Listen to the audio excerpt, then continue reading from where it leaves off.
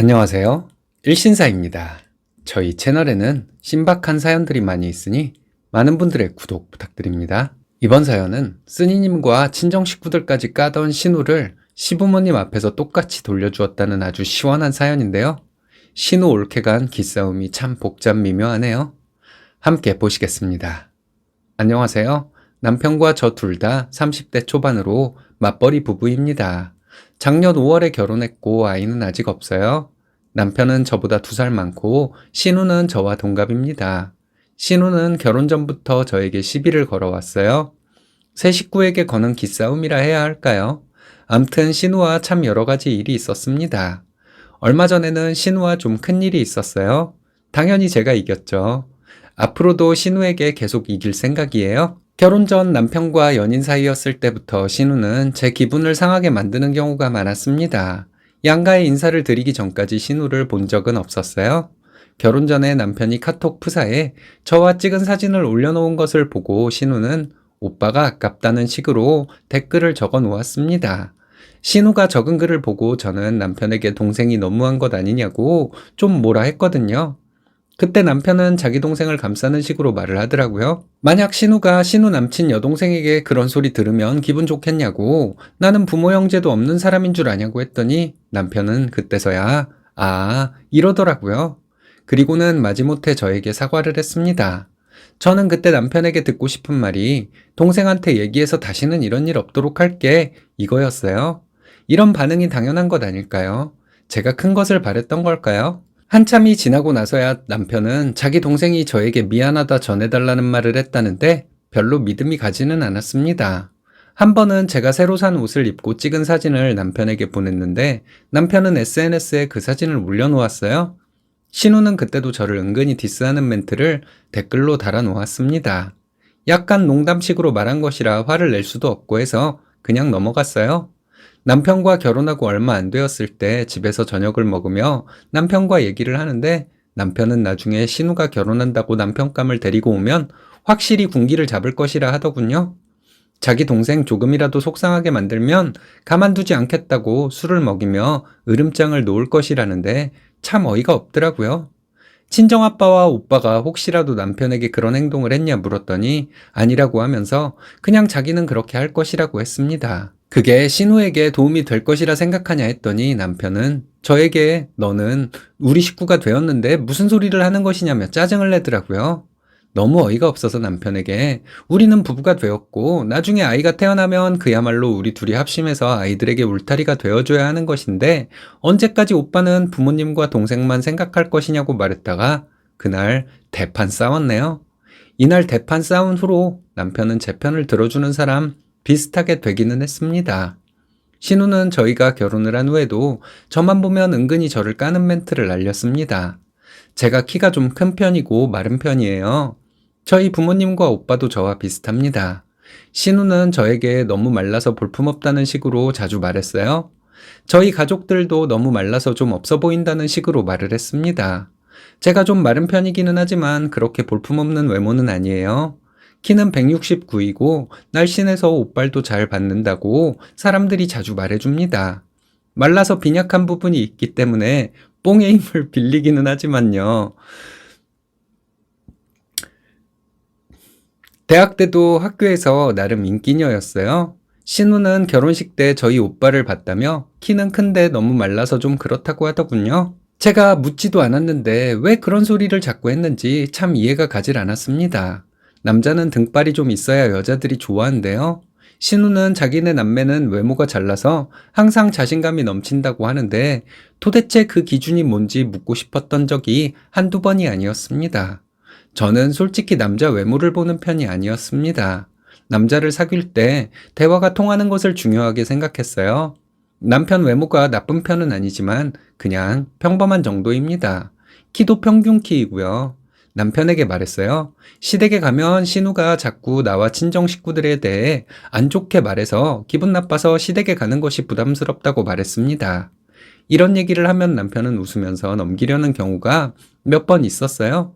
그래서 저는 웃을 일 아니라고 몇 번 짜증을 냈습니다. 그랬더니 남편은 시댁에서 신우가 그런 소리를 할 때 나서서 한마디씩 하긴 하더라고요.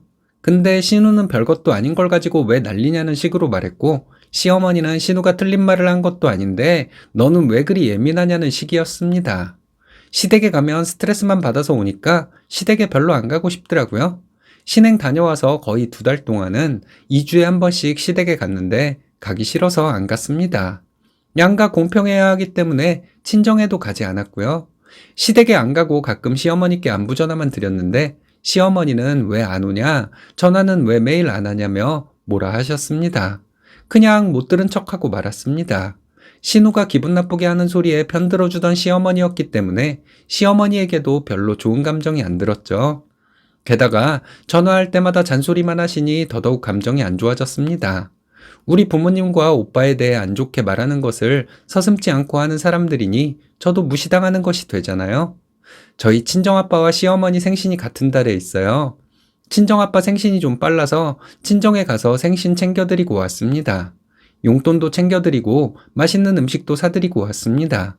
식대는 오빠가 내겠다고 했지만 결혼하고 처음 맞이하는 아빠 생신이니 저희가 내겠다고 해서 식대는 저희가 계산한 것이었어요. 그 다음 주 주말에 시어머니 생신이라서 시댁에 갔습니다.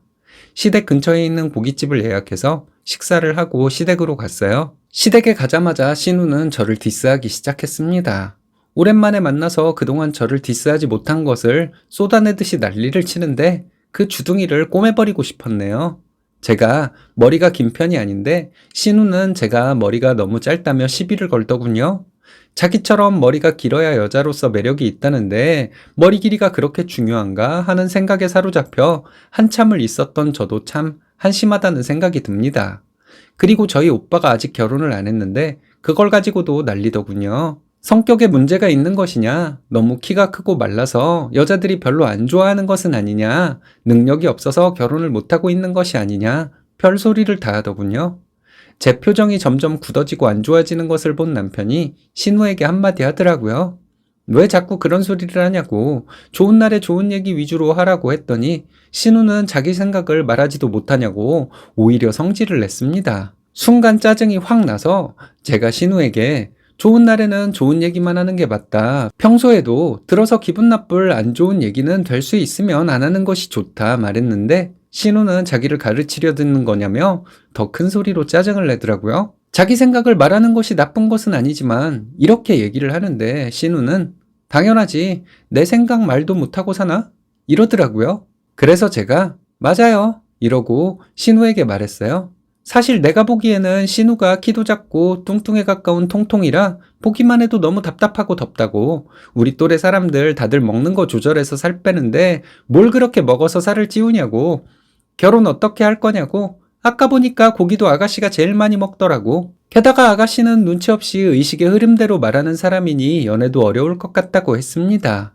더 할 말이 있었는데 신우는 얼굴이 새빨개지더니 자기가 한 말에 복수하는 것이냐며 제가 말하는 것이 유치하다고, 자기는 기분이 하나도 안 나쁘다고 하더군요. 그래서 얼굴이 그렇게 새빨간데 기분이 안 나쁜 거냐고 했죠. 솔직히 말해서 아가씨가 남을 배려할 줄 모르고 막말을 하는 사람이라 똑같은 일을 당하면 어떤 기분인지 느껴보라고 이런 말을 하는 것이라 말했습니다. 근데 신우가 하는 말이 자기는 이런 걸로 기분이 나쁘지 않대요. 그래서 아가씨 대단하다고 말해주었죠.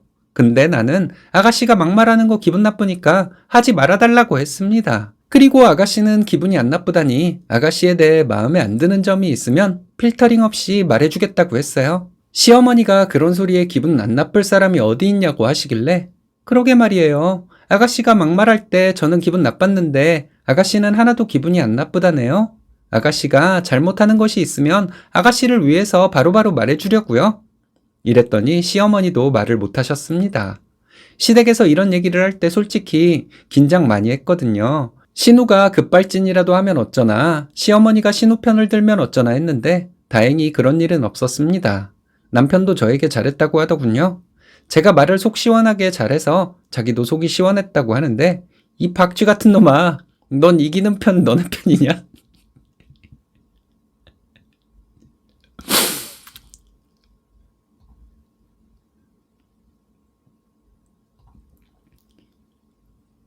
이 박쥐 같은 놈아, 넌 이기는 편 너네 편이냐? 하고 싶었지만 꾹 참았습니다. 제가 기분 나빴던 만큼은 아니어도 신우에게 어느 정도 돌려주고 나니 그 마음이 가벼워져서 시부모님과 하하호호 즐겁게 있다가 집에 돌아왔습니다. 그날 이후로 시댁에 가는 것이 크게 부담스럽지도 않았어요. 결혼 초반만큼은 아니지만 자주 찾아뵈었습니다. 그 후로 신우가 그닥 눈치 없는 소리는 하지 않았지만 좀 신경 쓰이는 말을 한 적은 몇 번 있어요. 저는 그 이상으로 신우에게 막말을 해주었고요. 신우가 기분 나쁜 소리 했던 것들을 전부 돌려준 것 같습니다. 그래도 계속 해주려고요. 제가 멈추면 신우가 또 시작할 것 같아서요.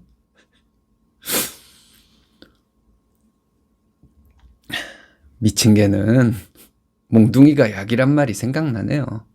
시원하게 잘 대응하셨습니다.